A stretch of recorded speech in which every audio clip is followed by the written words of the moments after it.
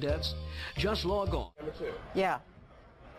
This just in, you are looking at obviously a very disturbing live shot there. That is the World Trade Center, and we have unconfirmed reports this morning that a plane has crashed into one of the towers of the World Trade Center. The CNN Center right now is just beginning to work on this story, obviously calling our sources and trying to figure out exactly what happened, but clearly something relatively devastating happening this morning there on the south end of the island of Manhattan. That is, once again, a picture of one of the towers of the World Trade Center.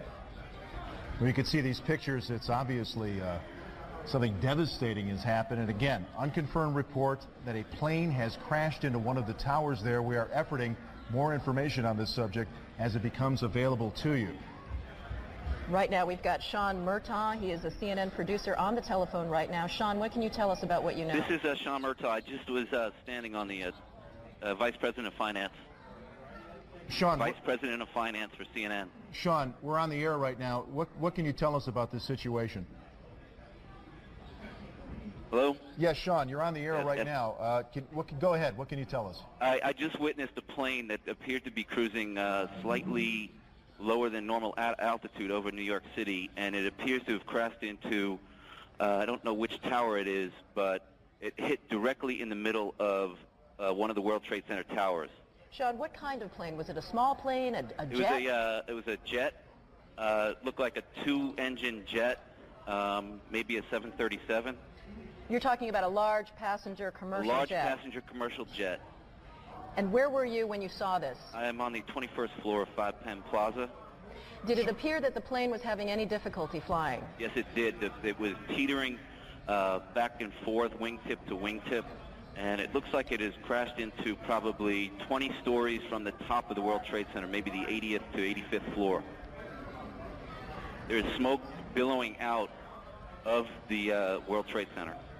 Sean, what happened next? Does it appear to you that the plane is still inside the World Trade Center? From my angle, I'm viewing south towards the Statue of Liberty and towards the World Trade Center.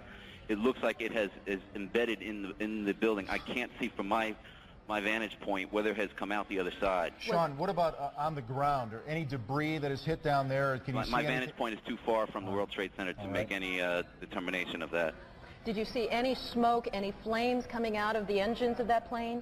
No, I did not. The plane just was coming in low, and the wingtips tilted back and forth, and then it flattened out. It looks like it's hit at a slight angle into the World Trade Center. I can see flames now coming out the side of the building, and smoke continues to billow.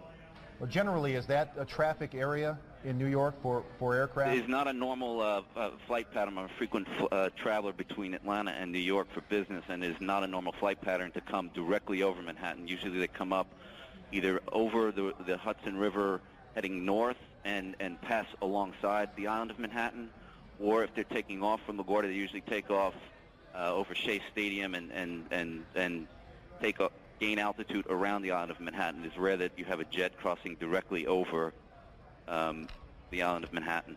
Just for our viewers who are just tuning in right now, you're looking at a live picture of the World Trade Center tower where, according to eyewitness Sean Murtaugh, he is a vice president of finance, an eyewitness to what he describes as a twin-engine plane or possibly a 737 passenger jet flying into the World Trade Center. It appears to be still embedded inside the building. Sean, are you in a position right now to hear whether any sirens are going, any ambulances, any sort of response to this yet? Not from my vantage point. I'm probably 1.5 miles, 2 miles from the World Trade Center. It is a remarkable scene as we're seeing right now. Flames still coming out of the windows, black smoke billowing from what appears to be all sides. Obviously, windows shattered and steel jutting out from the structure right now. And Sean, once again, we're looking at these pictures. And I see them in my office. I have them on all my TVs. And you're telling us you believe the plane remains embedded. I can't tell from my vantage point. All right. Sean, thank you so much for your eyewitness account there. Right now, we want to go to our affiliate NYW reporting on this as we speak. With a little girl in his arms. Did you see what happened, sir? Did you see what happened? What happened? Well, I was in the past train, and there was a huge explosion sound. Everyone came out. A large section of the building is blown out, around like the 80th floor. Was it hit by something, or was it something inside? It was inside. Because it looked out. Everything was coming out. Everything all was the coming- windows were coming out, all the papers were What is coming on out. the sidewalk? I didn't see anything. I Was there ran. any people hurt, do you know? I just ran, and everyone in the pass train just ran. I don't know if anyone was hurt, but I assume they were because the windows were all blown out. All right, thank you. Ollie, you would have to assume a very, very terrible situation if that indeed is the case, because I'm sure there were people up there in that World Trade Center. Now, we have lost, again, our transmitter is on top of the World Trade Center, so we apparently have consequently lost contact with Dick Oliver, but we are on the phone with an eyewitness. Rosa, can you hear me? Is Rosa there? Hello? Rosa? Yes. This is Jim Ryan here in the studio. Hi. What is your last name, please? Cardona Rivera. All right, again, you're looking at pictures now. We understand from a CNN Vice President, Sean Murtaugh, who was an eyewitness to this. We believe a commercial jet has crashed into one of the towers of the World Trade Center, and you can see the smoke billowing out. There are flames billowing out there, and a commercial jet crashing into one of these towers. At this point, we do not have official injury updates to bring you.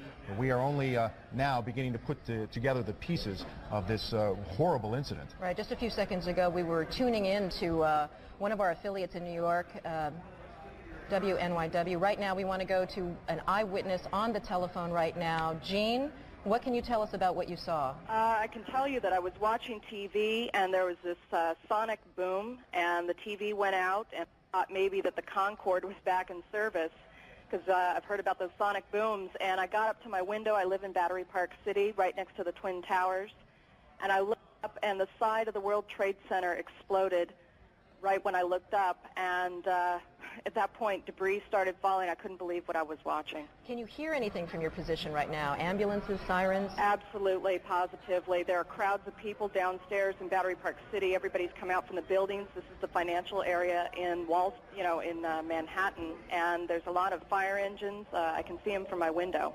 Jean, can you tell us, I don't know if you can tell which tower it is that's on fire right now, or the kinds of services that are inside that tower? I can't tell what's inside. It's the northern tower versus the southern tower, and it seems to be on all sides of the building, from what I can tell. The west side, the south side, and it looks like smoke's coming from the east side as well. Gee, can you see any of the debris currently on the ground area? Absolutely. I mean, it's continuing to kind of flutter down like leaflets, and at first there was just tons of debris, and it continues to fall out, and it looks like these uppermost floors are definitely on fire. Can you see any actual people in that area who may have been hit by any of this debris, or were not able to get out of the way? Can you see any crowds that may be too close to where they should be? Anything like that? No, I don't think so, and it's not a highly trafficked area at the base of the World Trade Center, so that's one fortunate thing. Jean, right now we're continuing to look at pictures of this devastating scene. According to Sean Murtaugh, Vice President of Finance, he witnessed what he described as a twin-engine plane, possibly a 737. He was almost absolutely sure that it was a large passenger jet that went into that plane. Jean, you're saying that you didn't see anything initially. You didn't see a plane actually approach the building. I had no idea it was a plane. I just saw the entire top part of the World Trade Center explode. So I turned on the TV when I heard they said it was a plane. It was really strange. Were you there living in New York during the World Trade Center bombing? No, I wasn't. Fortunately so. When you say a sonic boom, did you actually feel anything? Were things shaking in your apartment? Yeah, you could feel it. It was just a gigantic sonic boom. The TV nearly, it went off for a second, and then it went back on. And the windows, you felt the vibrations on the windows. You were saying it's not a high traffic area usually, but can you guesstimate how many people may be in an area like that at this hour of the morning? It would be hard to say. There is a huge courtyard between the two World Trade Center buildings, and the only issue might have been tourists or business people out in this courtyard area, and they possibly would have been hit. But the people that are immediately around the base of the World Trade Center, I would say at any given time, you're talking about maybe 20 or 30 people at best We were talking with Sean Murtaugh earlier, and he said this is not normally an area where you would see some sort of aircraft, certainly, obviously, that low, but in that is not a high traffic area in terms of flights? I don't know about flights. You know, I have a balcony down here in Battery Park City, and they have that needle sticking out of the top of the World Trade Center. And I've always wondered, you know, if anyone would kind of get too close to the building, you know, and accidentally veer into it. Gene, tell us a little bit about that area and how emergency crews would be able to access that area. Would that be relatively difficult or easy to access for emergency people? I would imagine it would be slightly difficult because to get around the base of the World Trade Center building, there's really only the one street entrance. The other sides of the building are surrounded by other buildings in the courtyard, and so it's just this west side highway, this one major street that runs up the west side of Manhattan that makes it accessible for the fire engines. And you know, it's amazing to sit here and watch this building on fire, and you've got this tiny little fire engine that I'm watching. That's all you see right now is the one fire engine? Where the fire engines are, it's a little bit obscured by other buildings. Right. Gene, let me ask you, I know I'm asking you to be a bit of an expert on the World Trade Center, but there's a famous viewing deck for tourists on one of the towers. When you say that this is the North Tower, is this the one that services a lot of the tourists to get their view and get to the restaurant at the top? As a matter of fact, it is. And as I'm sure you can see, there's a ton of smoke coming out right now. I'm just guessing the fire seems to be worse on, it looks like it's about 15 floors down from the top of the building. Yeah, one of the eyewitnesses, one of our affiliates, was talking to, said that she thought that this was on the 80th floor. We know that there's an open air deck 110 stories high, and the glass enclosed observatory is on the 107th floor. So there is the possibility that people may very well be trapped up there. Yeah.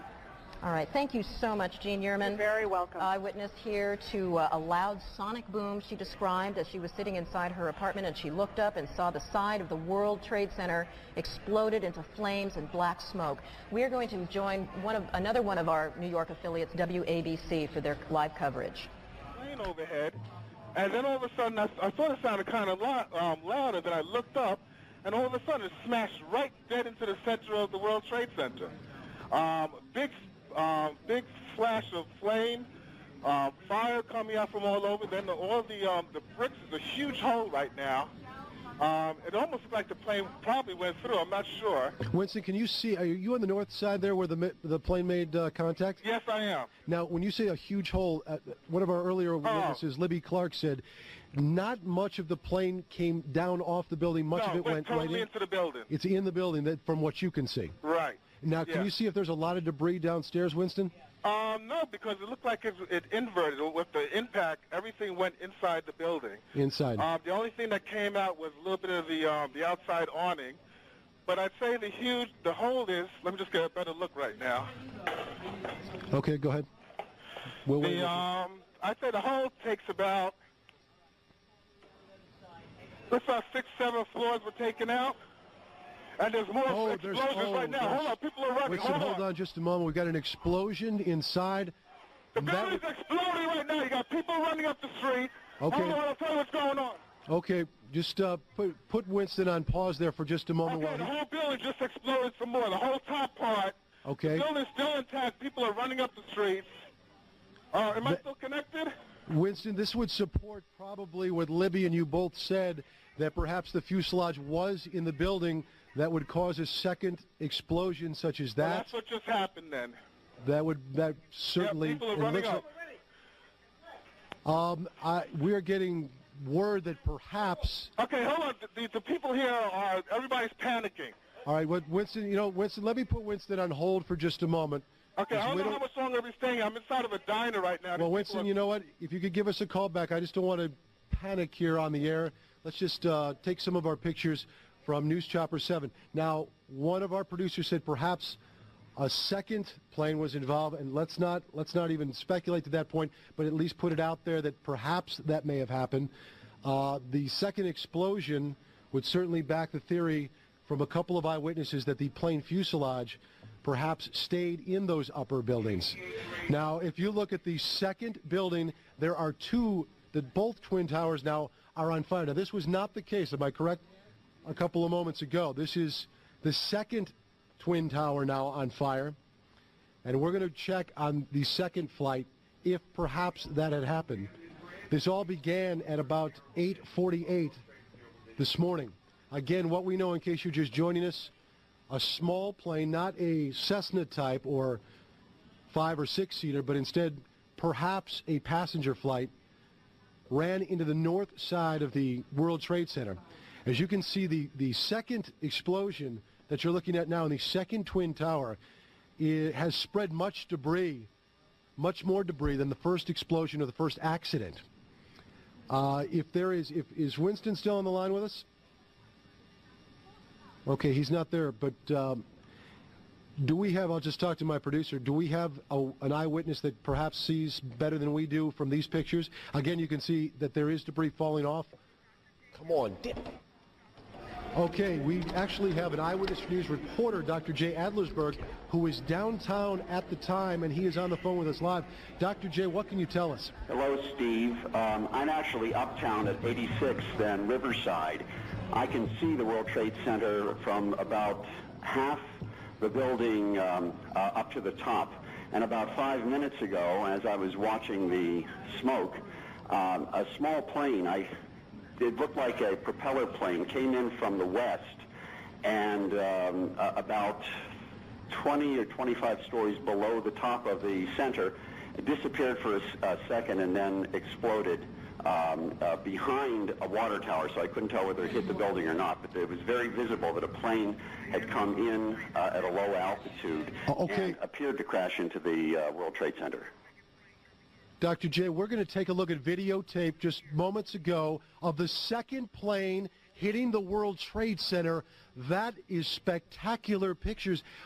I don't know if you could see the plane, and that too was a passenger plane, if perhaps some type of navigating system or some type of electronics would have put two planes into the World Trade Center within, it looks like, about 18 minutes of each other. You want to go to? We have another copy. There's the second plane, another passenger plane hitting the World Trade Center. These pictures are frightening indeed. These are just minutes between each other. So naturally, you will guess and you will speculate and perhaps ask the question, if some type of navigating equipment is awry, that two commuter planes would run into the World Trade Centers at the same time. Our director, you're speaking in my ear at this point. You are looking at live pictures right now of the World Trade Centers. Again, we now have two passenger planes within 18 minutes of each other smashing into the World Trade Centers. Dr. J, are you still with us on the phone? I'm still with you, Steve. Dr. J, this is just frightening pictures indeed, and I would assume, or you would naturally think, that when you've been listening to some of the coverage provided for us by our affiliate WABC out of New York City. Let's go now and check our other affiliate WNBC to get the latest. I'm sorry, WNYW here, live coverage here of this amazing picture we're getting from Lower Manhattan. Two planes, one hitting each of the Twin Towers at the World Trade Center. They come by and they say, what happened, and you just got to say something hit the building and then something hit both buildings. Well, we saw clearly, we didn't see the first one, but we saw clearly that a plane deliberately crashed into one of the upper floors of the World Trade Center. That was the second plane. So two planes crashed into the upper floors of each of the World Trade Center towers. And I understand now that Port Authority headquarters are in one of those buildings somewhere near that location. Jim, I don't know whether we've confirmed that this was an aircraft, or to be more specific, some people said they thought they saw a missile. I don't know how people could differentiate, but we might keep open the possibility that this was a missile attack on these buildings. Ali, I must say that we have an eyewitness who said it was a large plane that crashed first. And then as we were watching the live picture here in the studio, we saw a plane crash into the other tower of the World Trade Center. And again, let's just to be sure, there it is. There it is. The plane went right through the other tower of the World Trade Center. That is a very hard thing to watch. And clearly, these are incredible pictures that we're watching this morning. These, thanks to our affiliate WNYW in New York. You are looking at this picture. It is the Twin Towers of the World Trade Center, both of them being damaged by impacts from planes. We saw one happen at about maybe 9 minutes before the top of the hour. And just moments ago, so maybe 18 minutes after the first impact, the second tower was impacted by another, what appeared to be another passenger plane. In fact, we've got some tape replay of that. Do we have the tape available right now? Here's the plate. Here is the tape. You see the plane coming in from what looks like the east side, and it blows into the building with the flames and the smoke billowing out the other side of the tower. It's hard for me to tell exactly which is the north side and which is the south side, but it appears it's coming out of the north side there. Incredible pictures. These happened just moments ago. And I believe we have someone with us on the line. Ira Firmer. We have Ira Firmer, the former NTSB spokesman. And you're watching these pictures as well with us, are you not? Yeah, I'm with you on CNN. What can you make of what we have seen, and particularly with this replay we just saw moments ago? That's absolutely inexplicable. There shouldn't be any aircraft in that area, much less something heading what looked like deliberately for the World Trade Center tower.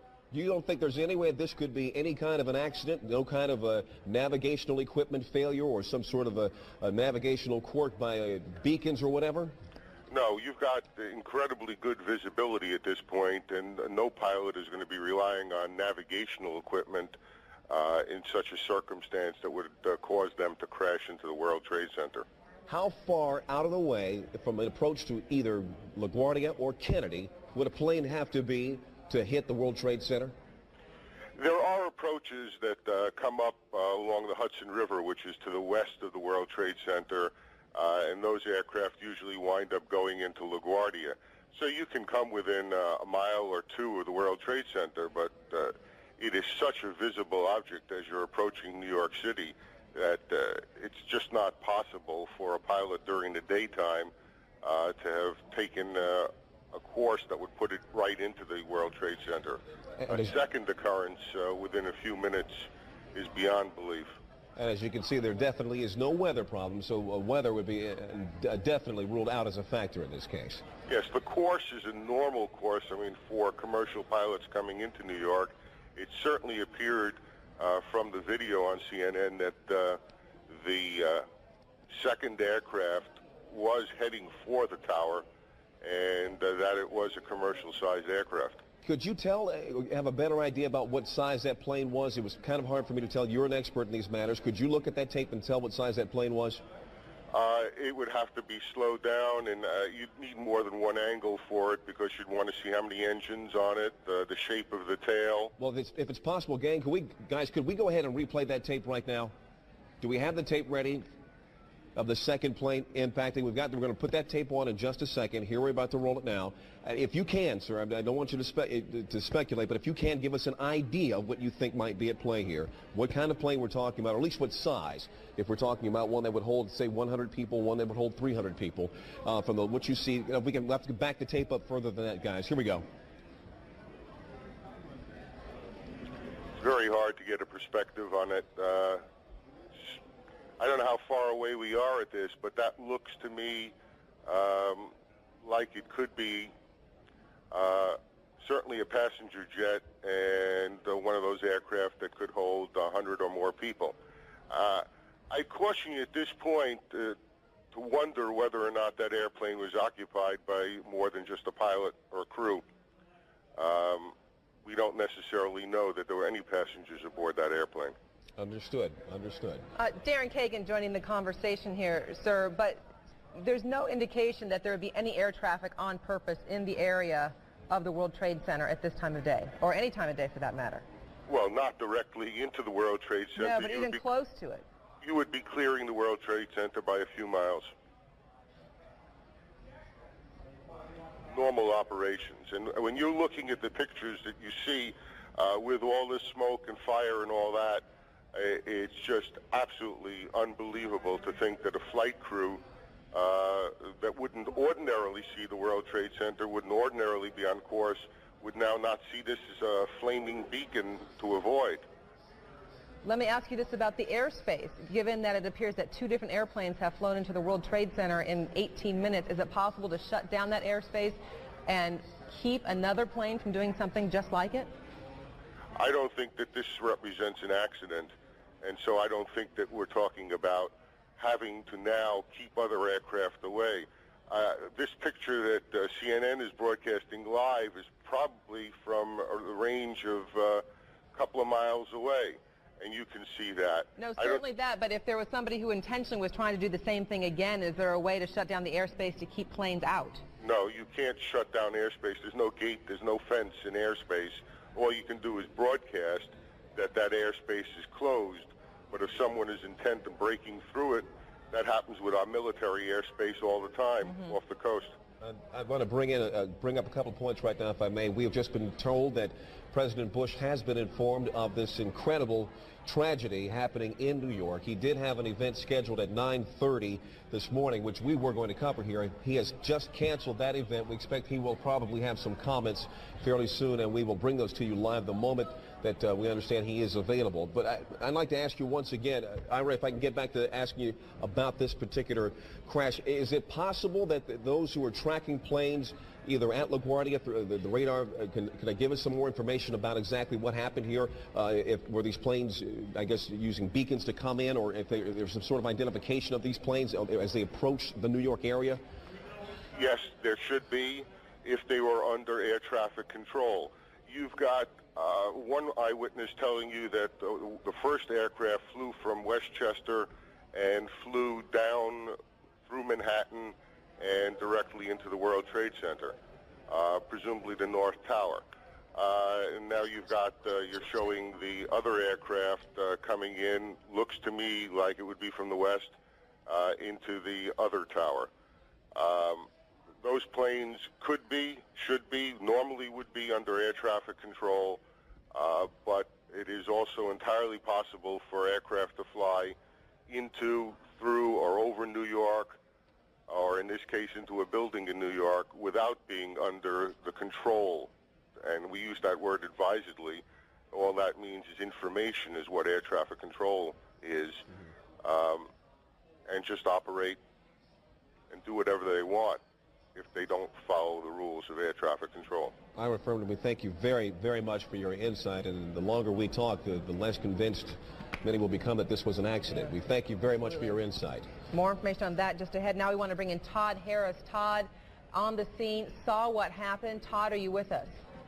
Yes, I had a perfect view, and the plane was coming in. I noticed it a second before it hit the building. It looked like it was moving slowly, and it lined itself up to hit the building directly. Are you talking about the first plane or the second plane? The first plane. And Todd, tell us exactly where you are, where you had this great view. I was on Highway 278, like a dead-on view of the side that it hit the building. All right, Todd, hang on. We're going to continue our conversation. Leon has something to jump in here with. Yes, I'm checking the wires even as we speak. The Associated Press is reporting right now that the FBI in Washington is investigating reports that these two plane crashes are the result of foul play. There is a report here by the Associated Press of a possible plane hijacking. They don't say two, but they say a possible plane hijacking. Let's go to Kelly Arena, who's on the phone right now from Washington. Kelly? Hello, Kelly. Kelly Arena, are you there? All right, Kelly Arena. Okay, there's Kelly. Kelly, what is going on? Okay, well, an FBI official has just told CNN that they are investigating, but they have not yet determined whether or not this was indeed a terrorist act. The official that I spoke to said that so far there has been no communication, no one claiming responsibility for either of those crashes. There is an investigation underway. If there is anything to be said officially, it will come out of the New York City field office of the FBI, which is right now involved in that investigation to find out whether or not it was. But I have to tell you, I repeat, right now the FBI has not determined whether or not this is a terrorist act, although they are investigating. All right, thank you very much. Kelly Arena, we appreciate that. Darren, Let's back to you. go. Yeah, let's go ahead and bring back in Todd Harris. Todd, are you still with us? We don't have Todd. Okay, once again, if you're just joining us, the breaking story that we're following out of New York City, within the span of 18 minutes, 2 separate planes crashing into the World Trade Center. The rescue operations underway. Not clear. We're going to show you. This is the second plane after the first tower was already on fire. This happened just minutes ago. We'll let the pictures tell the story. You saw it live here on CNN as it happened. The plane crashed right into the side of the World Trade Center, causing a huge explosion. Now, as we speak, and we're showing you live pictures now, smoke and fire taking place in both towers of the World Trade Center. And it appeared that second plane that we actually did have on videotape, on its approach toward that tower, actually turned. And I have to think, I'm not an expert in these things, so I don't know, but it would seem as though that move actually may have caused much more damage. These are incredible pictures, as you can see here. Let's keep the pictures up as we go ahead and talk to more eyewitnesses. Joe Trachtenberg joining us on the phone. Joe, are you with us? Yes, I am. Can you tell us what your vantage point is and what you've seen so far? Well, we got. I heard on the radio that one of the towers was on fire, and we went to High Point in our building, which is on the 25th floor, and you had a clear view of the both World Trade Centers, and the one tower was smoking hard. And there was another plane that was flying low, and we just looked at it, and before you know it, just kamikaze, boom, right into the other tower, and mass explosion, windows flying. It was horrible. I'm still distraught looking at it. Were you close enough to see or get a general idea of what kind of plane that was that flew in the second time? Well, I'm not an expert on planes, but it wasn't didn't seem like a big passenger jet. It was a smaller type plane because it made some pretty radical turn, and you know, they were flying low, and you're not used to see big planes flying over Manhattan because I don't think you're allowed to, but it was pretty tough. And explain to me again what your vantage point is, where you are in the city looking at this. We're in Chelsea. It's like 25th Street and 7th Avenue, and it's clear looking all the way downtown, and you could see the buildings, you know, the whole downtown, because it's a clear day, and it's a disaster. And once again, describe for us what you saw as that plane went to the second building. That plane just flew straight into the second building on the downtown side, it appeared. It was just a huge explosion, and smoke just immediately, and fire started immediately coming from the second tower as it hit, and there was glass flying everywhere. All right, looks like we have a little bit of audio problem with that, so I'm going to say thanks to Joe Trachtenberg for talking to us and telling us what he saw. We were watching it right here, live on CNN, as that plane went in. He had a closer vantage point and could see, as you heard Leon, he was saying he doesn't think it was a big jet, but a smaller plane, closer up from where he could see it. Well, we do have a tape of a recounting by another witness, another eyewitness. We're going to go to some tape that we're getting from our affiliate WABC in New York, where they interviewed an eyewitness who saw the second crash as it happened. I'd say the whole takes about, looks like 6, 7 floors were taken out. And there's more explosions right now. Hold on, people are running. Listen, hold on just a moment. We've got an explosion inside. The building's exploding right now. You got people running up the street. Okay. Hold on, I'll tell you what's going on. Okay, just put Winston on pause there for just a moment. Okay, the whole building just exploded some more. The whole top part. Okay. The building's still intact. People are running up the streets. Am I still connected?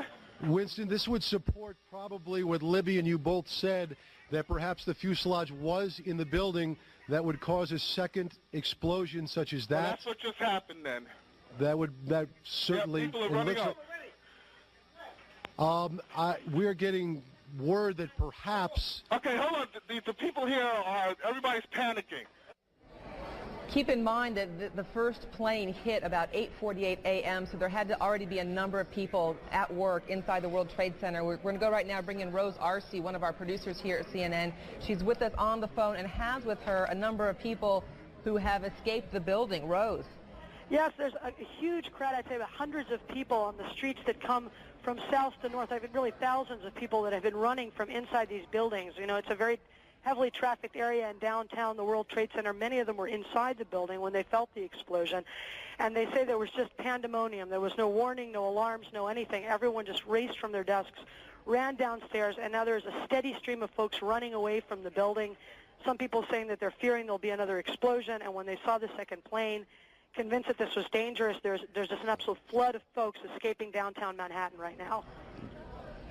And Rose, do you have anybody with you that could talk about being inside the World Trade Center when this happened? Right now, honestly, there are scores of people that are literally running by me. There's debris on the base of the building that has continued to fall, as you know, even as far as a block away from the building. And what's happened is that everyone seems to have figured out that there's ongoing danger, and there's just a stream of folks running as quickly as they can uptown away from this. Understandably. What about rescue efforts? I would imagine there's still a number of people inside those buildings. Well, right now what you see is there's trucks trying to get through, and people have actually jumped from the crowd and are trying to help direct traffic to try to get emergency vehicles there. There is no traffic going in the other direction, but because of the flow of people, it looks like some emergency vehicles are actually having trouble getting to the scene. And from where you're standing, is there any kind of command center, any place that people are being directed toward? Right now, what there is there's a crush of emergency vehicles and rescue vehicles, but they don't seem to be quite organized in any direction. There's fire department vehicles on the one side where you see the smoke coming out of the building. On the other hand, you see groups of police officers trying to organize the crowd and in more orderly fashion. I think there seems to be some fear on their part that such a huge crowd of people might injure each other on the way out. All right, Rose Arce on the ground there near the World Trade Center. We continue our coverage live with the live pictures as we go. And we're just now getting word again from the Associated Press now saying that the crash of these two aircraft into the towers of the World Trade Center in New York appear to be an act of terrorism. This, they are quoting a U.S. official. They did not say which department of this U.S. official was speaking from, or the authority this official was actually carrying at this particular point, but they're saying that a U.S. official is now saying to the Associated Press, and his official, well, he is saying at least, that these two aircraft crashes we've seen into each of the towers of the World Trade Center are the act of terrorism. We're just getting word now that President Bush is going to be coming out, and he's going to have comments momentarily. We understand, we're keeping an eye on the picture from Sarasota. He's going to be returning to Washington almost immediately, we understand. Darren? And in fact, as you mentioned, President Bush is in Florida today. We're supposed to have an education event just minutes from now. That has been canceled. Our Major Garrett is traveling with the president. Major, maybe you can tell us a little bit more on the president's immediate plans. Good morning, Darren. President Bush, as you said, will make a statement here at Emma E. Booker Elementary School in Sarasota on the catastrophe at the Twin Towers in New York. Following that statement, the president will board Air Force One and return immediately to Washington. We are told by White House officials traveling with the president in Sarasota that he was notified either shortly before 9 a.m. or just shortly after. We don't have an exact moment of the notification of the president. We believe his chief of staff, Andrew Card, told him of the events in New York City. The president has been monitoring them as best as he can. He was, at one moment this morning, sitting reading a book to some of the elementary school children here as scheduled. Reporters asked him if he was aware of the situation in New York. He nodded a bit gravely and said he would have something to say about that shortly. We are expecting that statement any moment now. I can tell you here in Sarasota, with those traveling with the president, they are trying to sift through all of the amazing and terrifying both pictures and details as they can get them from New York City, but no confirmation here from White House officials about what this in fact is, whether it's accident or terrorism. They are trying to gather information as best they can, give it to the president, and trying to keep things on a very calm and even keel if possible. And on that note, Major, it sounds like that exchange of questions with the president came at what would be a sensitive time if he was sitting in front of a bunch of school children and not wanting to scare the children. Well, precisely. And the president has a way of letting reporters know that it's either an appropriate time or an inappropriate time to take questions. He does that in many different environments, many different situations. Clearly this morning with the crowd of children, he wanted to keep an even keel, keep the situation under control as best as possible. He just nodded and said, we'll talk about this later. Right. So once again, we do expect to hear from the president soon. A time frame on that? Within the next 10 minutes or so. Again, things are very much in flux. Things are a bit confused. The event here, which was scheduled to talk about education reform, talk about the importance of reading, that has been scrubbed, and the president is trying to gather whatever information, all the information he can from various White House sources, make a statement, and then get aboard Air Force One, get back to Washington just as soon as he can. Major Garrett traveling with the president in Sarasota, Florida. Major, thank you very much. And of course, as soon as the president begins to speak, you'll see those comments live here on CNN. Leon. I want to just inform you that we just gotten word, according to Reuters news service, trading on the markets in New York have been postponed indefinitely.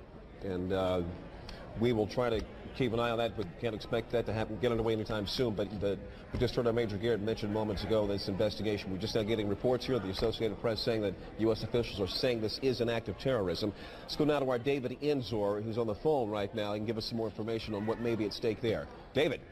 Well, Leon, I can just tell you that U.S. officials are also telling me that this is clearly not an accident in their view, and they do believe that terrorism is at the root of this.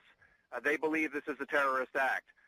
However, they have very little other information. Obviously, law enforcement agents, who was flying the planes, whether they had in fact been turned away from their regular flights, and so on. So very little information. David, we're going to cut you off. President Bush is speaking. A moment for America.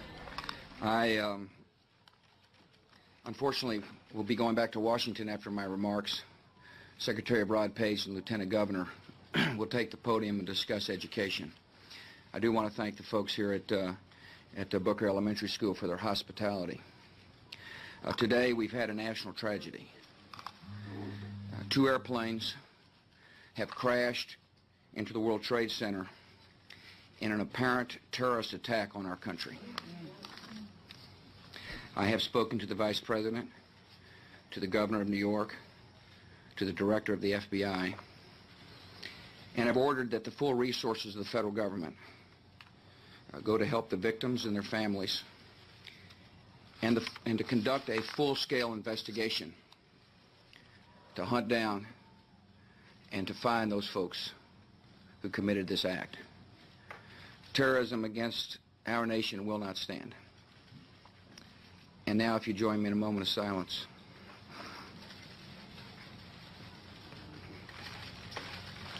May God bless the victims, their families, and America. Thank you very much.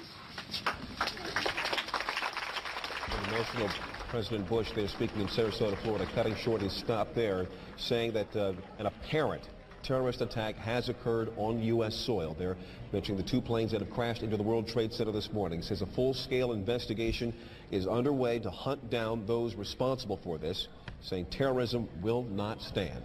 And Leon, on the heels of the president's remarks, CNN has learned that at least one of the planes involved in this hit on the World Trade Center was an American Airlines 767, a Boeing aircraft that took off from Boston. What happened to that airplane as it took off from Boston and how it ended up at the World Trade Center, our details we'll have to fill in as we go. But let's go ahead and bring in our David Enzor. David, you were saying before we interrupted you for the president's remarks. Well, unfortunately, the amount of detail that the officials who are tracking this have is pretty sketchy at this point. But I was just saying that officials are calling this an act of terrorism. They're saying that's clearly what it is, clearly not an accident. And law enforcement agencies, the FBI and others, will be taking the lead on this, officials say. And clearly, obviously, they will first try to ascertain who did this. What nationality are they? What's behind this? That's really all I can say. There are several places around the government. There are groups of officials gathering and setting up crisis centers to try and deal with the flow of information on this, which, as you can imagine, is going to be considerable as the day progresses. And so far, as far as we know, no one has been taking responsibility for this. There have been no claims of responsibility, and U.S. intelligence officials say they had no warning of anything like this coming along. All right, David Enzor, thank you for joining us on the phone. Once again, you can see that information at the bottom of your screen. 2 different planes have flown into the World Trade Center within the last hour. One plane was an American Airlines Boeing 767 from Boston. In terms of how many people were on board that plane and if it was forcibly taken from Boston into New York, we still have yet to learn. We're joined now on the telephone by the former Federal Emergency Management Agency Director James Lee Witt. Director Witt, you're watching these pictures with us this morning. Your comments? Well, it's just horrible. There's no doubt. I did see the one plane flying into the building. It's just unbelievable, something like this. But, you know, we've been, you know, for several years now, we've been working on terrorist-type events. And, you know, and this is apparently one of those events do not know yet, but apparently it could be. And right now, I know I really feel for those families. But Richie and the New York Emergency Management, the state of New York, and I know they're very busy right now in the FBI and law enforcement. But this is one of those crisis management as well as a consequence management situation that they're going to have to be dealing with. You know, the first thing this calls to mind to many of us who have been here to cover these events was the World Trade Center bombing back in was it '96 when that bombing occurred? Yes. And you were director of FEMA at that particular time. Since then, what has there been a plan put in place for something like this, to recover from this, or to go through the exercises necessary to get people out and to recover from it? Well, they have a very good plan in place, and for even events, not as this. I don't think I don't know if they put a plan in place for airline crashing into it, but I know they take every scenario they can think of and try to deal with a plan that will help them respond in the most effective way. And we even practice airplanes flying into igloos, and at some of the arsenals around the United States. So you try to practice for everything you can think of and hope for the best, and that you can be able to respond and hope none of this happens. But well, on that note, then, did you run any kinds of tests at all, or any kinds of, I don't know, theoretical tests or computer tests or anything on something like this? We didn't. I'm not sure if New York City did. I'm sure they did. But you can't. How can you stop something like this without having an anti-aircraft gun sitting on top of buildings? Yeah. You just can't. You can prepare the best you can be, and that's all you can do. But I'm sure that they've got everything in place and doing. They always do an excellent job up there in New York. Director James Lee Witt, former director of FEMA, we thank you very much for your time this morning. We may be talking with you later on. As we continue our coverage, our Aaron Brown in New York City joining us now. Aaron, we can see over your left shoulder there the building still smoldering of the World Trade Center. Well, it is a grotesque sight to look at from about 30 blocks away from where we are. For those of you just joining us, let's just briefly recap what we know. About an hour ago, about 8:45 Eastern Time, one plane crashed into the tower, the World Trade Center tower on the right, the first of those towers that you can see behind me. And then about a half hour later, a second plane crashed into the tower number 2. That's the one to the left, where the darker smoke is billowing out right now. We have reports, CNN has been told that one of the planes was an American Airlines 767 that had been hijacked from Boston. We don't know if that was the first or the second plane that hit the tower, but we do know that it was a 767 American Airlines jet. At least that's what CNN has been told by sources so far this morning. We also have reports of 1,000 injuries. That is unconfirmed, and we always remind you in moments like these that as these initial reports come in, it is very early. I can tell you, driving in, it is extraordinarily chaotic on the west side of New York. It is the kind of situation where numbers change, where situations change, but this is the information we have now, that there are at least 1,000 injuries, and we're working on that. As you can see, the smoke billowing out of the Trade Center. In Sarasota, Florida now, Major Garrett joins us. Major, what are you being told? Hello. President Bush has notified, and talked rather, to Vice President Cheney. He has talked to the FBI Director Robert Mueller, and he has also spoken with the Governor of New York, Governor Pataki, about this catastrophe. The President will convene a national security meeting upon his arrival back at Washington. Those are the 4 pieces of information we have gathered here in the moment since I just spoke to you on the telephone. The President, as we just saw a few moments ago, identifying this as an apparent act of terrorism against the United States, said there will be a full investigation. The entire apparatus, the United States government, FBI, national security, CIA, the Vice President, who you may remember was placed in charge of a domestic terrorism study group within the White House to monitor and develop plans to deal with a catastrophe of just this kind. All those parts of the government have been mobilized. The President is heading back to Washington very soon. Here's what the President said about this catastrophe at the Twin Towers in New York just a few moments ago here at Sarasota Elementary School. Major, it's Aaron. Today we've had a national tragedy. 2 airplanes have crashed into the World Trade Center in an apparent terrorist attack on our country. I have spoken to the Vice President, to the Governor of New York, to the Director of the FBI, and have ordered that the full resources of the federal government go to help the victims and their families, and to conduct a full-scale investigation to hunt down and to find those folks who committed this act. Terrorism against our nation will not stand. And now, if you join me in a moment of silence.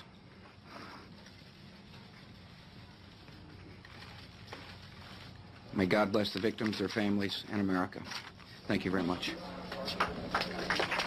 The president was first notified about the situation in New York by National Security Advisor Condoleezza Rice.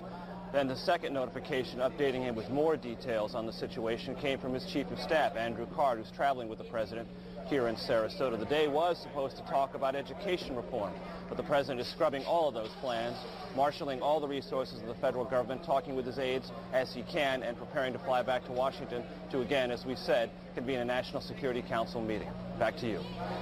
Major, before you get away, and I apologize if I'm asking you to repeat something, I'm having a little trouble hearing you. Do we know exactly where the president was when he was told? He was just arriving here in Sarasota at Emma E. Booker Elementary School. He had taken an early morning jog this morning in Sarasota, had just arrived here with a presidential motorcade.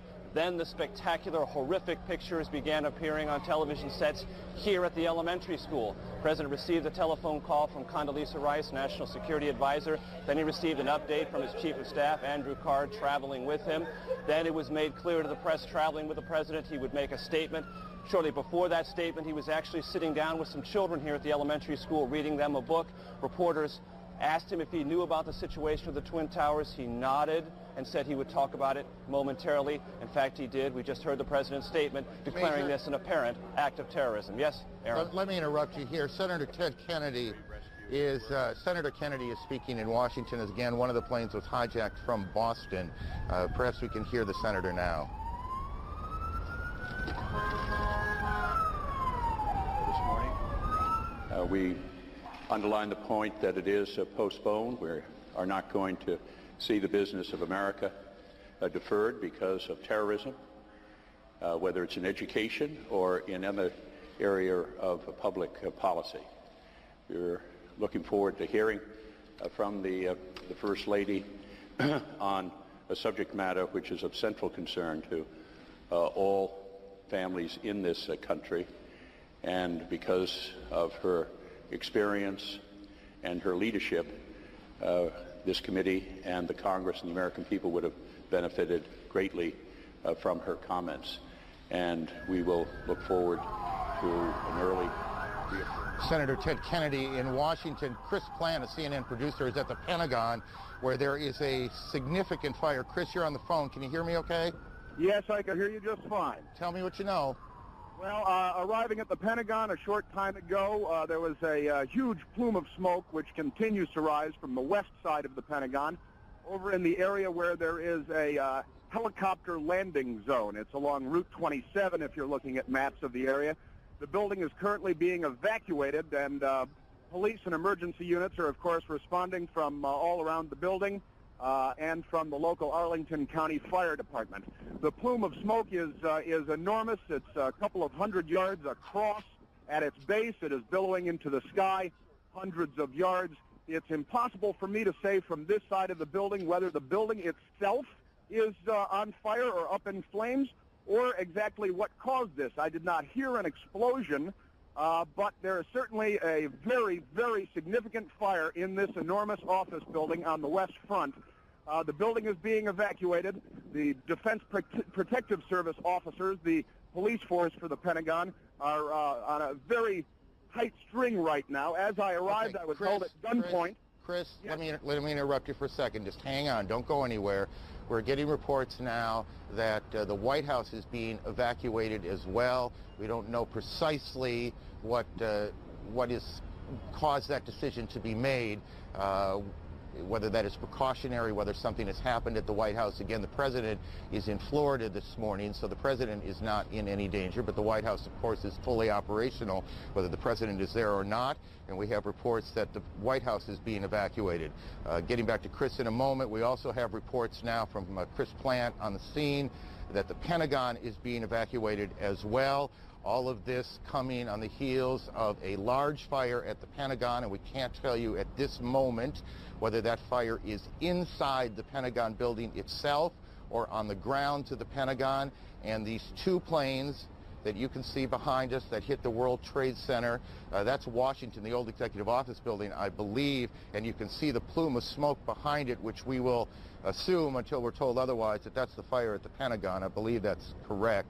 As you look now at Washington. So we've got a major fire at the Pentagon, and the Pentagon being evacuated, the White House being evacuated, and we don't know precisely the circumstances there, what caused that decision. And we have these two enormous explosions at the World Trade Center here in New York, where two planes slammed into the buildings. We are also getting reports now that there is a fire on the Mall in Washington, that part of the Capitol that runs essentially from the Capitol to the White House in kind of a straight line going up Washington, D.C., and we have reports of a fire there.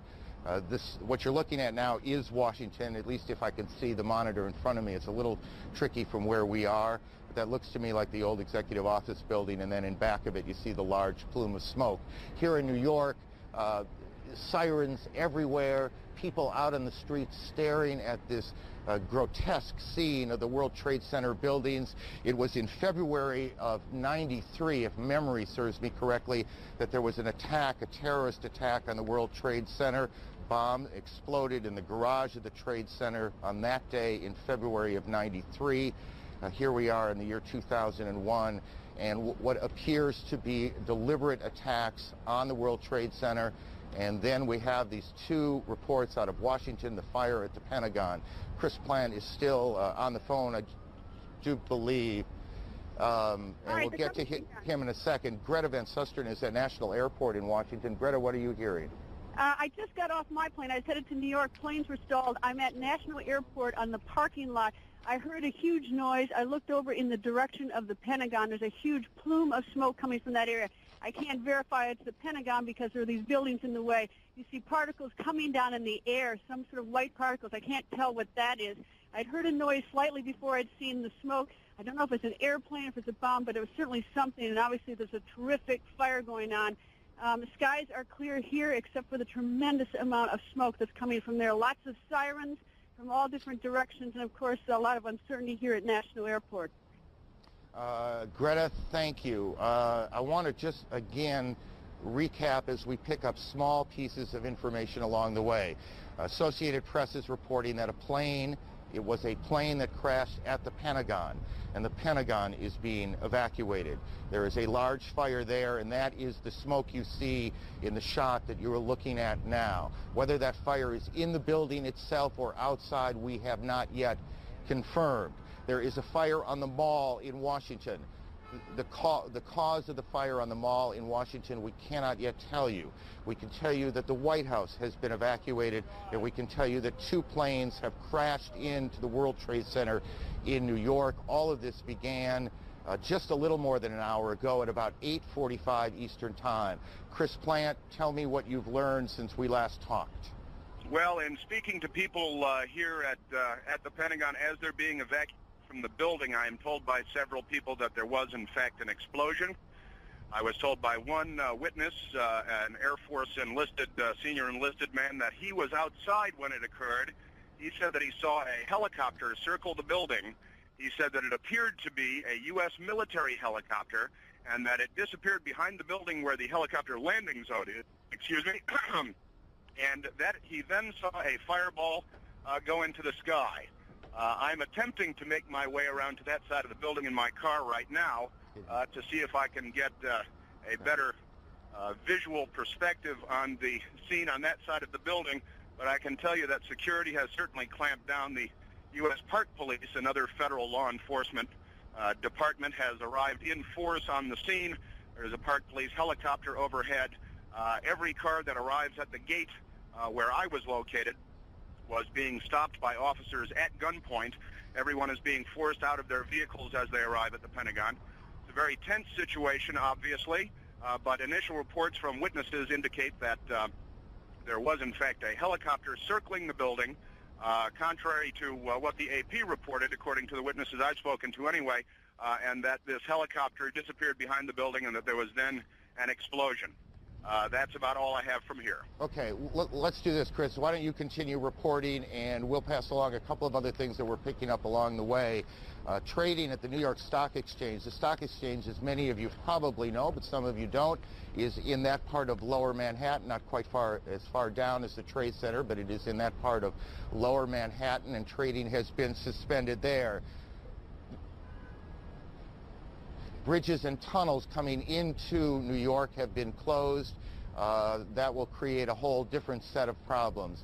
We are also being told that the FAA has suspended takeoffs and landings, and I want to make sure I get this right, guys, that in at all airports around the country.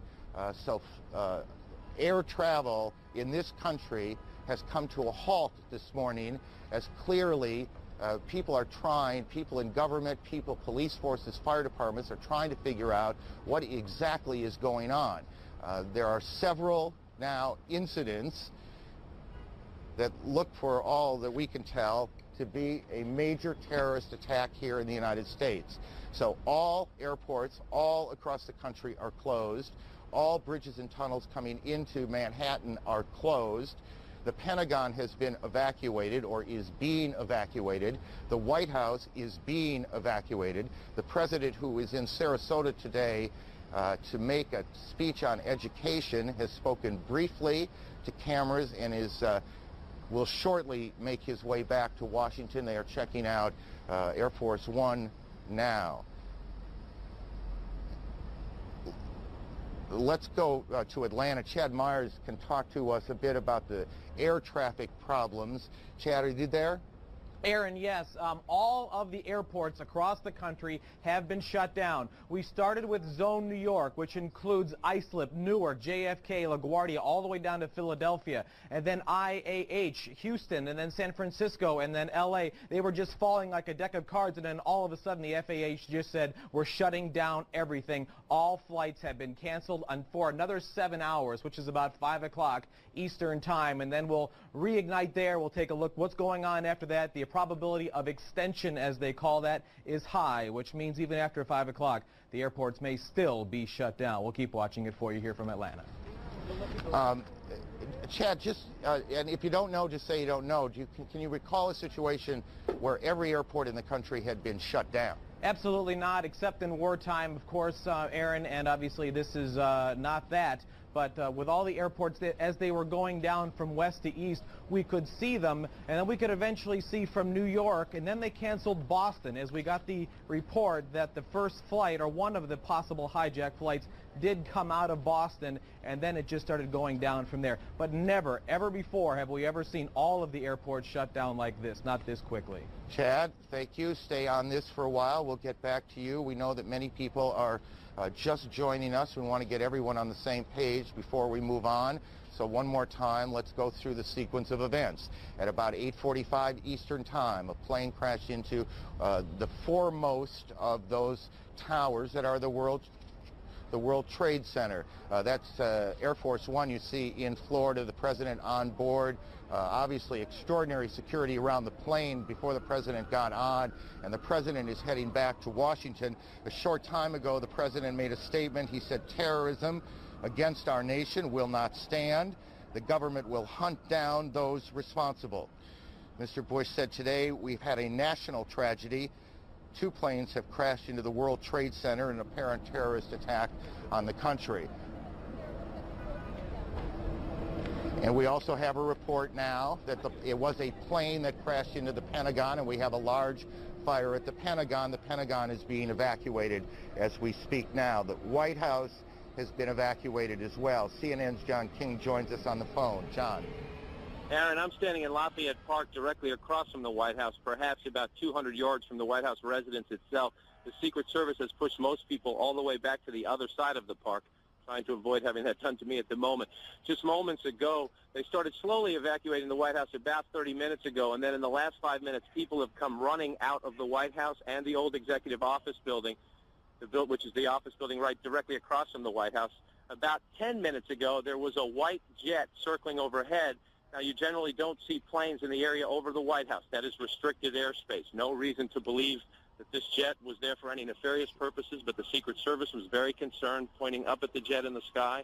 It is out of sight now, best we can tell, but they've evacuated the entire White House staff and the old Executive Office, as well as some townhouses that are government offices.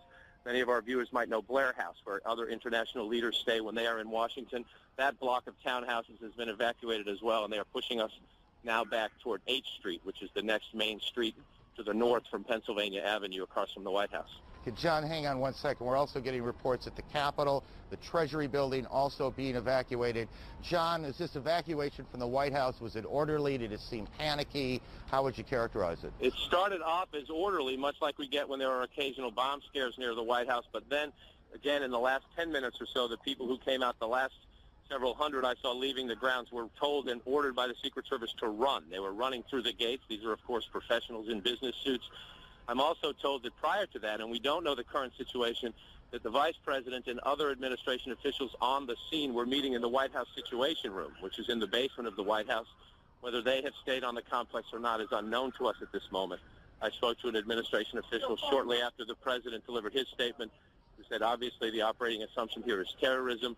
The initial assumption, this official said, was that this had something to do, or at least they were looking into any possible connections with Osama bin Laden. The administration recently released a warning that they thought Osama bin Laden might strike out against U.S. targets.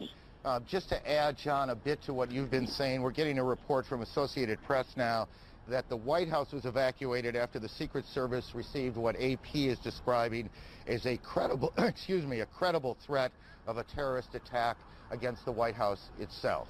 And I expect you'll be checking that out. We'll try and confirm that, but that's what AP is reporting right now. Again, this all began about an hour and 15 minutes ago here in Lower Manhattan when the first of two planes crashed in to the first of the two towers behind me at the World Trade Center, and you can see the smoke billowing out of the front tower now. And then about a half an hour later, just as emergency crews were converging on the scene, as eyewitnesses were gathering on the street corners, a second plane drove in too, and you can see that plane coming around the building right now in this tape, and there you can see the hit as it comes through what looked to me, at least, and this is the first time I've seen that tape, come through the back side of the tower. I guess that would be the south side of the tower, and then the smoke and flame coming out the front side. Again, that was about a half hour after the first attack, which was at about 8:45.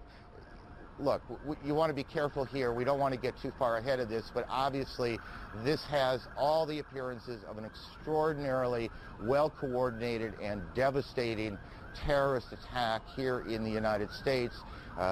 Certainly nothing like it since Oklahoma City, and nothing like it here in New York since the terrorist attack on the same World Trade Center buildings in February of 1993.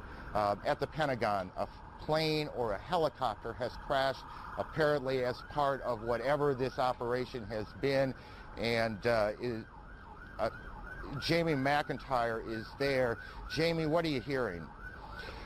Well, Aaron, there is a lot of confusion here at the Pentagon. It appears that something hit the Pentagon on the outside of the 5th corridor, on the Army corridor. Several Army officers I talked to reported hearing a big explosion, seeing shards of metal coming past their window. The Pentagon has been evacuated.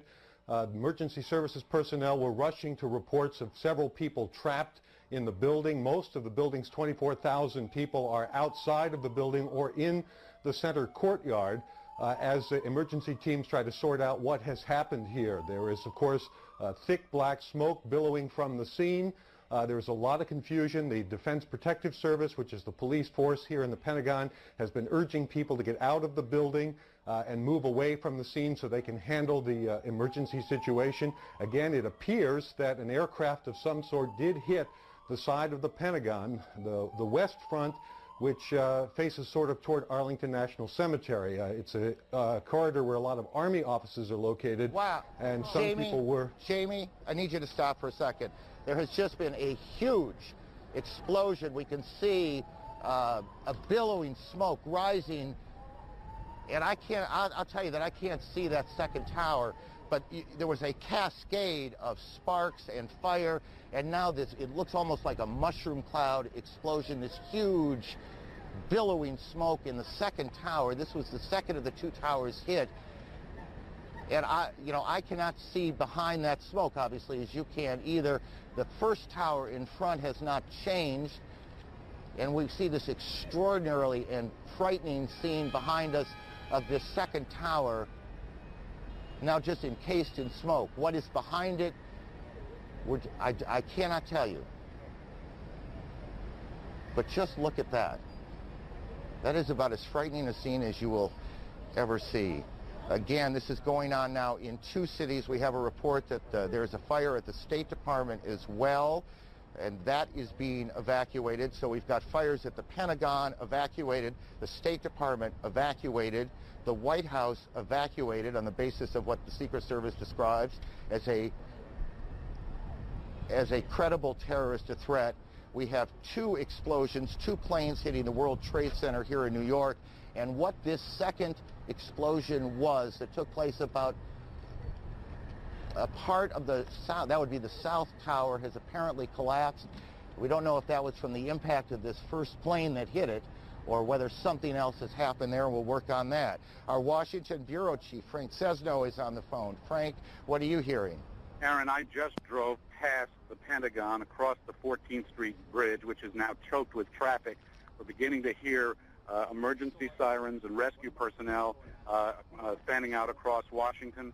There is a gigantic black billowing cloud of smoke that is rising over the Pentagon. You heard Jamie McIntyre a moment ago describe where that was coming from. I can also tell you that local radio, in addition to talking about evacuations, as we've heard at the Pentagon, the White House is reporting that the Capitol building has been evacuated and the Treasury Department has been evacuated. Washington, D.C., the nation's capital, is exceptionally tense and clearly taking steps as if it is virtually under siege here. We don't know specifically, as you've said, what has taken place at the Pentagon, but this is very serious, striking at the heart of the national government. And as John King was explaining, the White House Frank, it's Aaron. I need to interrupt you for a second.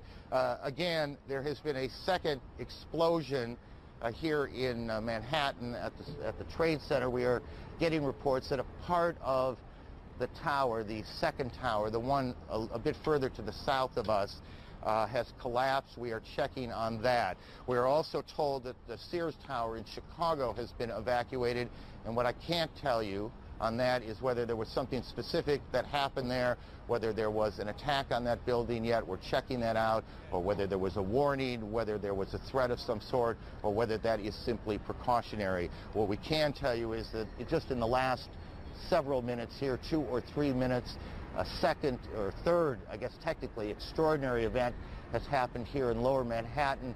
You can see this extraordinary plume of smoke that is, or was at least, the second tower of the World Trade Center.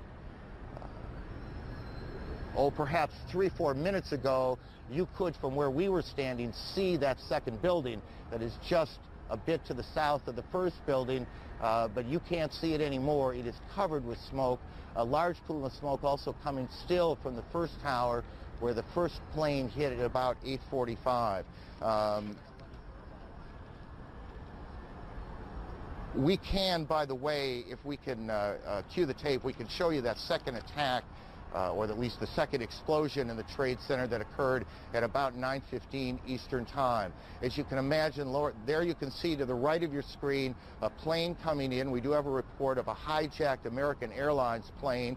It comes into the south side, and then boom, you can see the fire coming out the front, or the north side of the building. I guess that'd be the northeast side of the building. And then just in the last several minutes, there has been a second explosion, or at least perhaps not an explosion, perhaps part of the building simply collapsed. And that's what we saw, and that's what we're looking at as smoke now just covers lower Manhattan, almost as far to the end of Manhattan Island as you can get is where the trade centers are.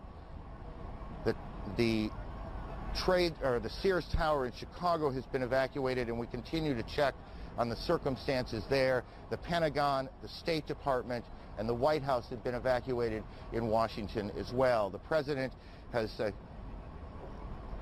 we can show you now what happened just a few moments ago at the Trade Center. Watch the building to the left, to the back of those two buildings. This is just a few minutes ago. We don't know if something happened, another explosion, or if the building was so weakened it just collapsed.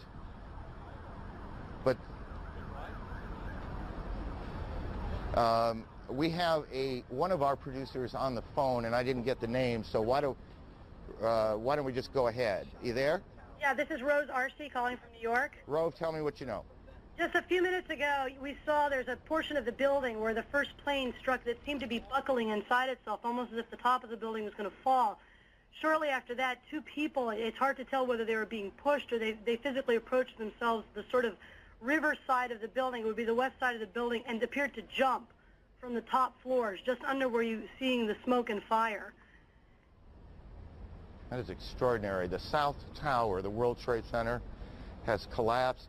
Again, tell me, how long ago was it that you saw this? This must have been about 5 minutes ago, and prior to that, you could see heads popping out of windows right beneath where that big gaping hole is. So there appeared to be people alive right below where the crash point was, and were trying to find some way out of there. And just as the thing started to buckle, you saw them plummeting from that top floor.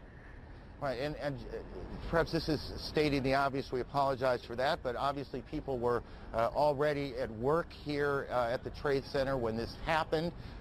We don't know how many people have been hurt in all of this. We have no idea at this point. As you look at an aerial shot coming from I guess that would be coming from the south of the Trade Center, or what is at least the Trade Center behind those huge plumes of smoke.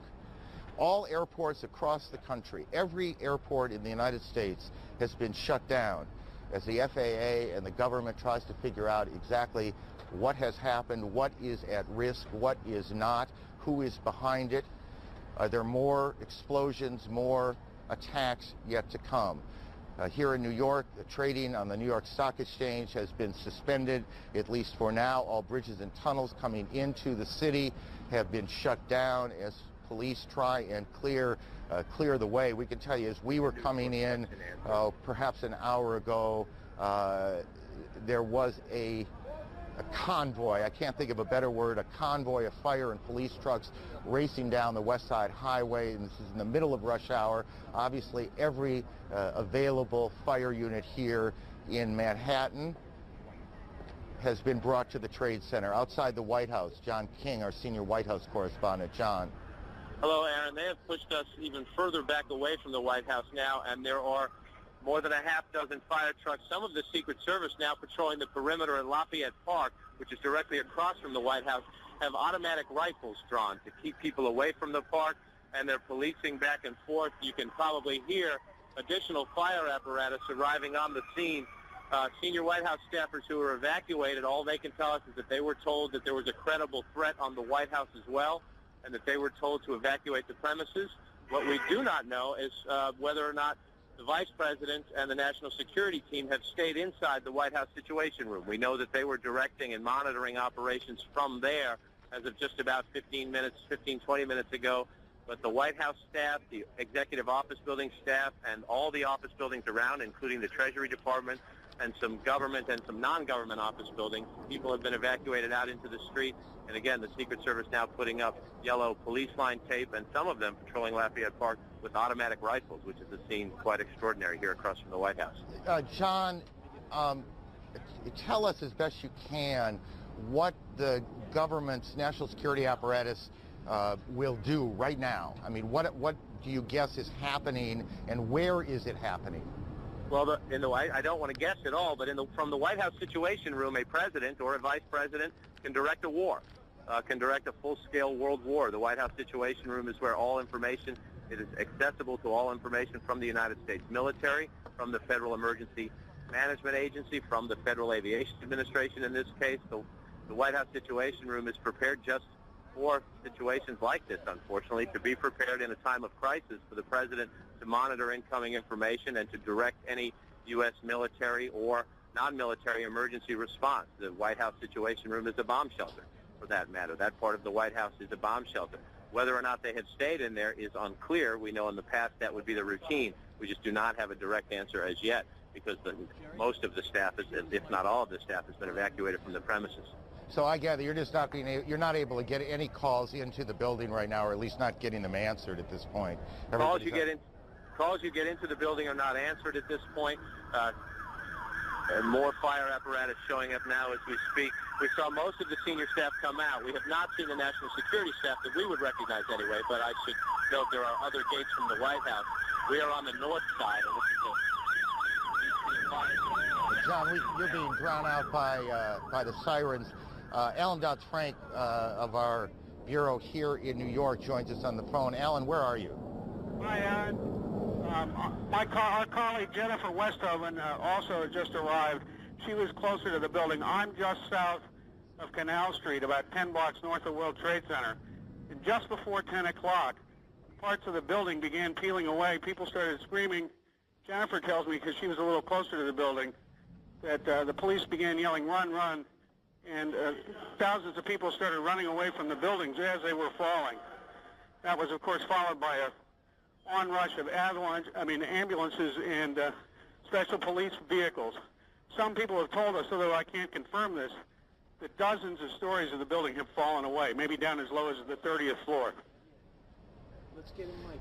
And again, just because we lost a little bit at the beginning, where are you physically now? I'm just south of the Holland Tunnel in downtown Manhattan, perhaps 10 to 15 blocks north of the World Trade Center. Got it. And the pictures that our viewers are looking at, this was that collapse of the South Tower. Correct. Just a few minutes ago here in New York. Yes, and moments after that, people began running toward us.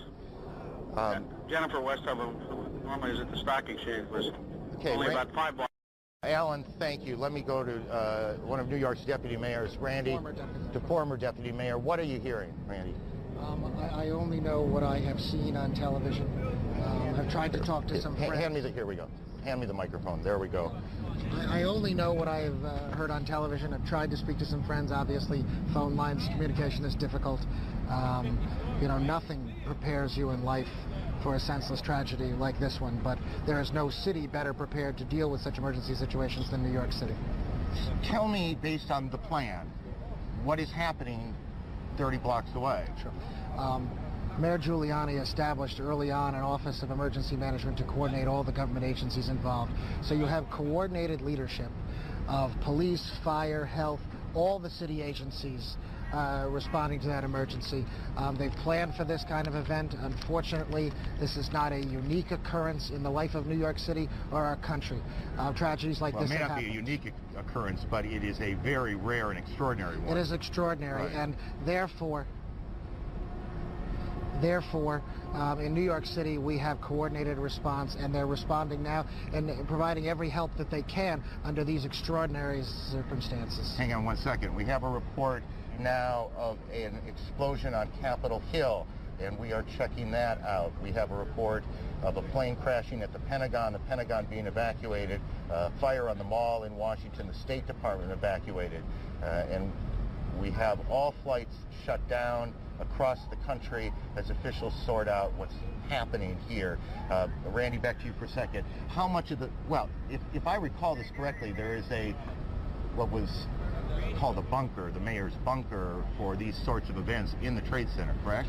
There is an emergency management center at the Trade Center. Clearly the mayor is not there. I have not spoken with the mayor, Okay. so I don't know his physical location, but I do know that coordinated emergency response started immediately.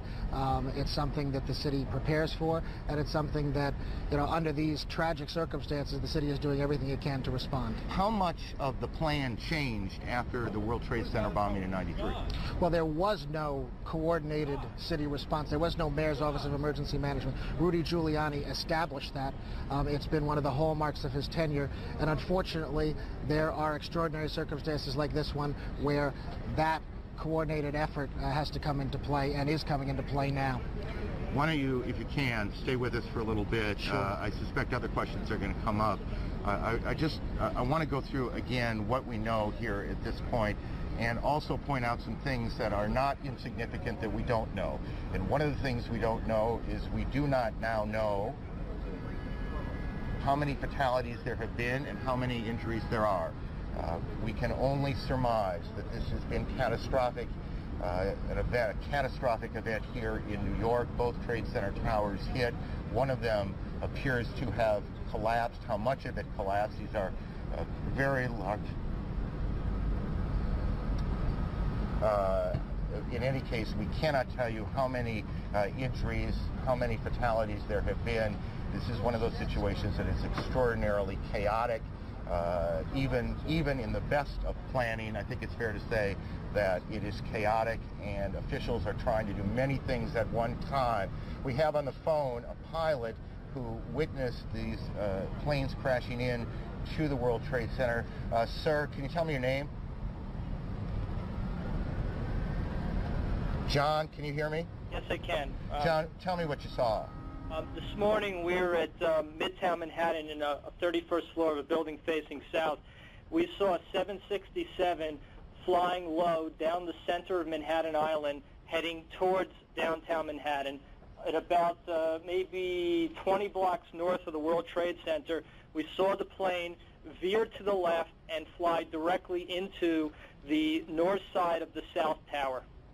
So this was the second plane that hit the tower, correct? No, this was the first plane. Got it. This John, was the 767.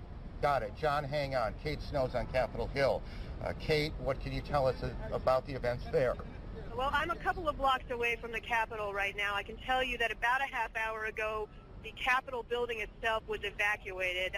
It was a little bit chaotic. Everyone was running out of the building. People ran a couple of blocks away. We have now been pushed back by security. We're within 2 blocks of the Capitol. I did see myself a plane about a half hour ago circling over the Capitol. Now, whether that may have been an Air Force, a U.S. plane, it's unclear. But that seemed to be the reason, according to security guards that I talked with, for the evacuation of the Capitol. They had seen something or heard something suspicious.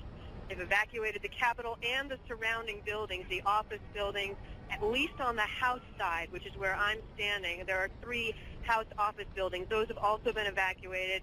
We're seeing members of Congress are walking by us here on the sidewalk. I can also, you go ahead. Kate, I'm sorry, and if you've said this, I apologize, and I apologize to viewers too. Was there, to your knowledge, an explosion at the Capitol? No, sir, there was not. I can see the Capitol from here. Everything looks to be fine. There was, however, Aaron, a sound about 5 minutes ago that sounded like some sort of explosion. Now, everything's in close proximity here in Washington. It could be that may have been something that happened at the Pentagon. We're not very clear on that. But we did hear a sound. We heard something that sounded like a loud boom about 5 minutes ago. And Kate, you again, how far away from the Capitol building itself? I'm standing on Pennsylvania Avenue, which is the main artery in Washington, D.C., and I'm about 2 blocks away from the Capitol. I did just see a spokesperson, by the way, for the Speaker of the House, Mr. Hastert, Dennis Hastert, who tells me that Mr. Hastert and other leaders have been evacuated into what he called a secure location. It's not clear where exactly they are, but they've been put somewhere secure. And because we can't see it at this point, just give me a sense of what it looks like there. Are there many, many people on the street? The sidewalks, people are calm. I think most people don't really know what's going on. Most people haven't been watching the news. But the sidewalks are definitely full of people where, normally at this time of the morning there wouldn't be that many people out here. And as I say, I've been passed by numerous members of Congress and senators and staff who I know well, who have been coming past me, asking me what's going on. Kate, why don't you hang around here and continue to report on that. Let me just, again, for those viewers who are joining us at about 20 minutes past 10 o'clock Eastern Daylight Time, let me just briefly recap. Attacks on two American cities, New York and the capital in Washington. It began at about 8:45 Eastern Time when a plane crashed into the World Trade Center. That building, that was the building hit first, and then about a half an hour later, a second plane, and I'm not sure if we have the tape available. If we do, we'll show it to you. You can see the second plane coming in from the right side of your screen, going into the tower itself. This is an extraordinary and troubling piece of tape. The Justice Department is now being evacuated. The second attack on the Trade Center occurred about a half an hour or so after the first one. We have a report, CNN has been told, that an American Airlines 767 jet was hijacked out of Boston today. We don't know which of those two planes hit the tower the second time. In the last 10 minutes or so, the South Tower, or at least a portion of the South Tower, has collapsed. CNN's David Ensor joins us from Washington. David, where in the Capitol are you now? Well, Aaron, I'm in our bureau, but I have on the telephone with me Barbara, who is the wife of a friend of mine and who is an eyewitness to exactly what happened at the Pentagon. Barbara, can you hear me all right? Yes, I can hear you. Well, what exactly did you see? Let's look at the Pentagon now as you describe what exactly happened at the Pentagon this morning. As we were driving into town on 395, there was an exit. We were trying to get off the exit for the Memorial Bridge. Off to the left-hand side was a commercial plane that came in and was coming too fast and too low. And the next thing we saw was it go down below the side of the road, and we just saw the fire that came up after that. How large was the explosion? It was large. Was there sound as well? That I can't verify because the windows were up in the vehicle. Was it clear to you what had happened? Yes, definitely. So you believe it was a commercial airliner that was hitting the Pentagon? Yes, and I'm not sure exactly where the Pentagon was in relationship to where the plane went down.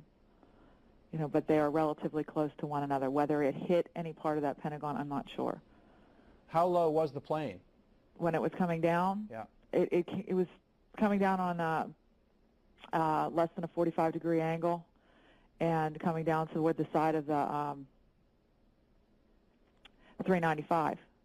And when it came down, it just missed the 395 and went down below it, and then you saw the fire come up from it. Were you able to see what kind of plane or what airline it belonged to? No, I did not see what kind of an airline. I just assumed because we were so close to the airport, it was coming into land.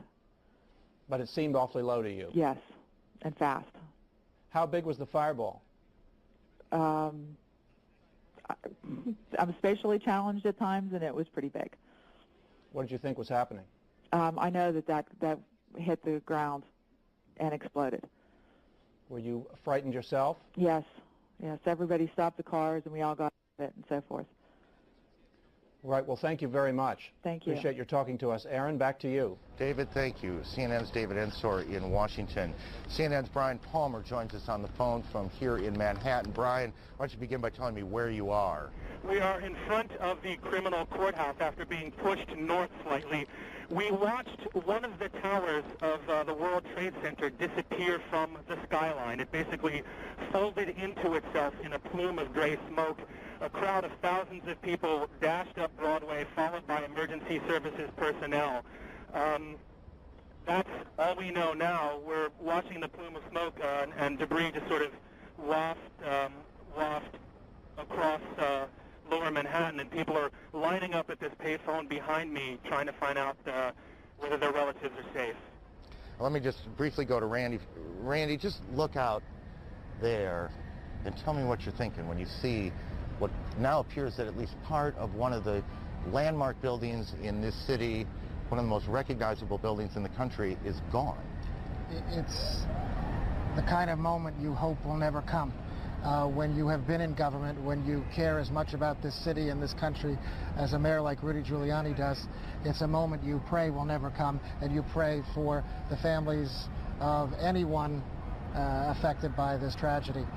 But as a city, you know, we come together and our emergency services provide every support they can in the face of such a senseless tragedy. It is an unbelievable scene as Incredible. You look down. I mean, we stand here at some point every day looking out at this city this time of year. It's extraordinarily pretty, and you see those two buildings high above Lower Manhattan, and you look out there today and you see this gaping hole in one of them, these plumes of smoke that continue to pour from the scene, and you know that there's nothing behind. That second tower, or at least parts of it, are gone. We join now one of our affiliates, WNYW, and their coverage here in New York.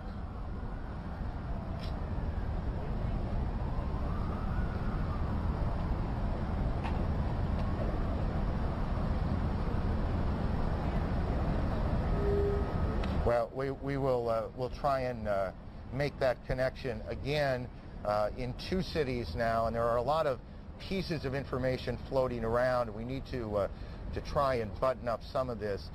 We had a report earlier that we now we believe we could tell you is not correct, that there was an explosion at the Capitol.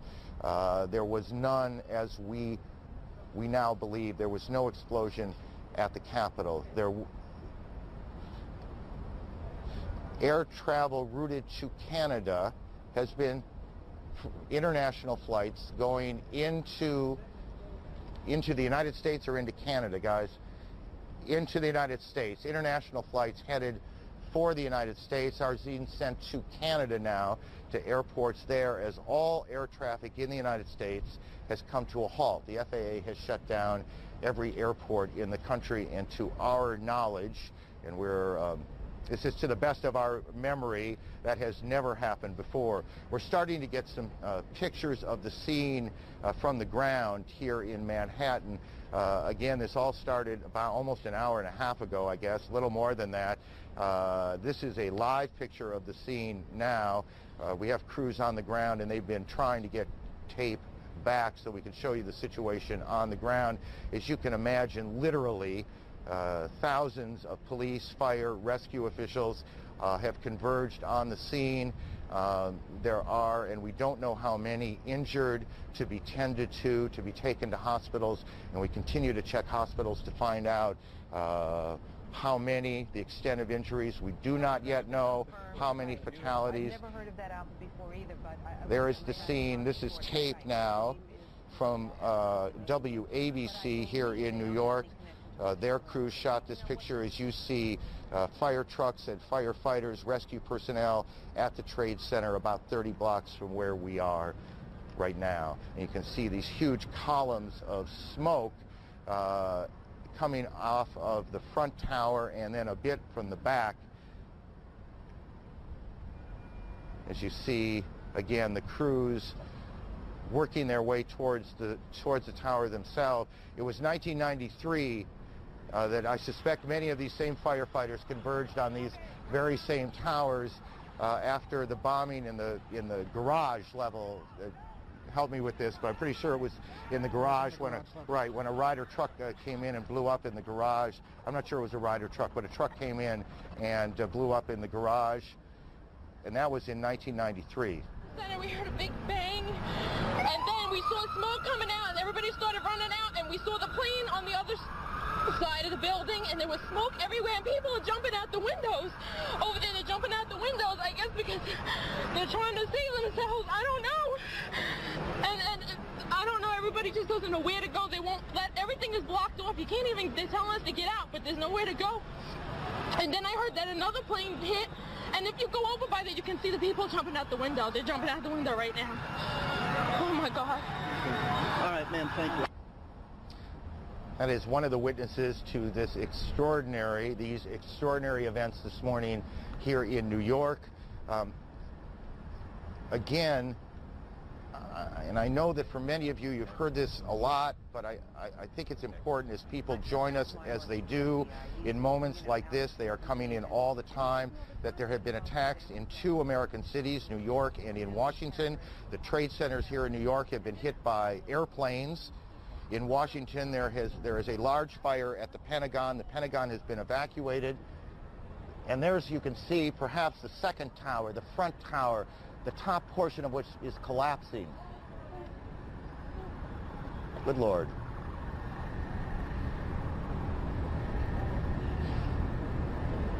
There are no words. You can see large pieces of the building falling. You can see the smoke rising. You can see a portion of the side of the building now just being covered on the right side as I look at it, covered in smoke. This is just a horrific scene and a horrific moment. The president, who is in Florida today, is en route back to the White House. He took off a short time ago. The White House itself has been evacuated on the basis of what the Secret Service says was a credible threat on the mansion itself. We believe now that we can say that portions of both towers of the World Trade Center have collapsed. Whether there were second explosions, that is to say explosions other than the planes hitting them that caused this to happen, we cannot tell you. Rose Arce, one of our CNN producers, is on the phone. Rose, what do you got?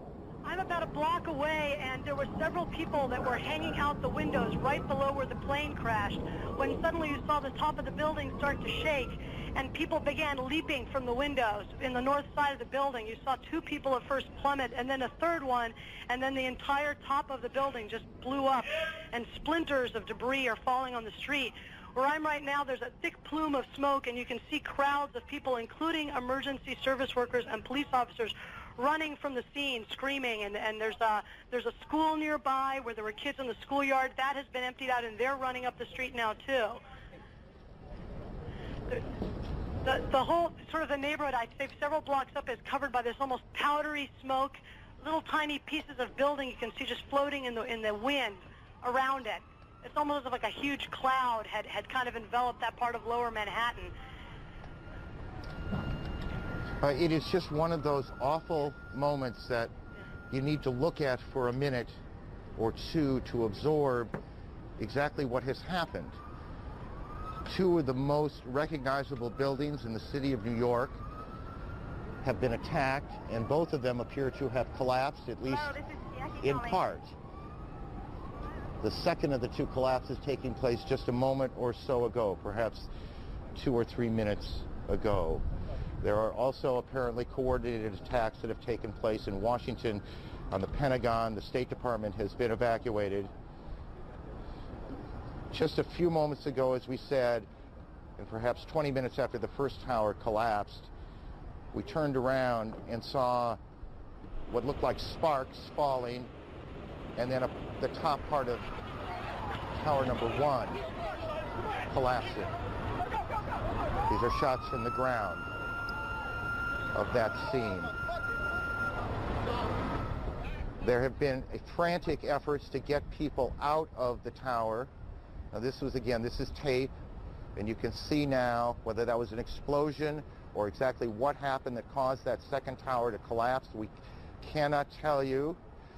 CNN's Kelly Wallace is on the phone with us. Kelly, where are you? What can you tell us? Aaron, I'm just about 4 blocks north of the location of where the World Trade Center was standing. I was actually en route to the command center, people really staring in disbelief. And then as you saw, of course, the pictures watching that tower come down, people just couldn't believe their eyes.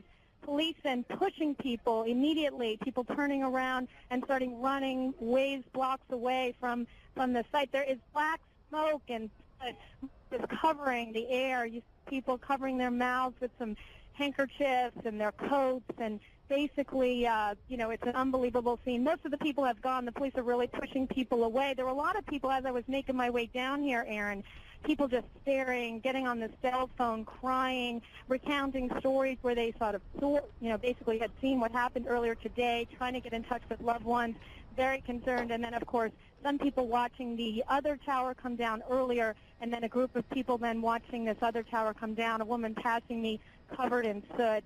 Basically, the sky is just black. You can't even see down to lower Manhattan from the vantage point right now. The police have cleared off